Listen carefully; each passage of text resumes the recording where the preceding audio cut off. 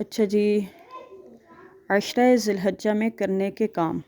یکم ذی الحجہ سے 10 ذی الحجہ تک نیک اعمال کا اہتمام کرنا اور خاص طور سے تسبیح سبحان اللہ، تحمید الحمدللہ، تکبیر اللہ اکبر اور تحلیل لا الہ الا اللہ کی کثرت کرنا۔ نمبر 2، روزے رکھنا۔ نمبر 3، راتوں کی عبادت میں گزارنا۔ نمبر 4، قربانی کرنے والے کا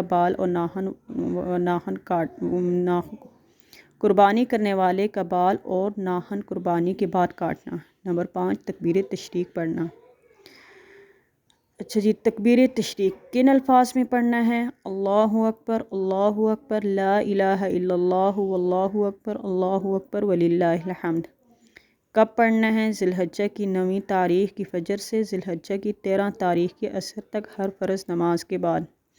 کس نماز کے بعد یہ پڑھنا ہے؟ ہر فرض نماز کے بعد۔ بقرعید کی نماز کے بعد کہنے نہ کہنے میں اختلاف ہے۔ کتنی مرتبہ پڑھنا ہے؟ 1 مرتبہ تکبیر تشریق پڑھنا واجب ہے۔ کس کو پڑھنا ہے تکبیر تشریق؟ امام، مقتدی، مسبوق، منفرد، شہری، دیہاتی، مقیم، مسافر، مرد، عورت پر واجب ہے۔ کیسے پڑھنا ہے؟ مردوں کو بلند آواز سے اور عورتوں کو آہستہ آواز سے پڑھنا ہے۔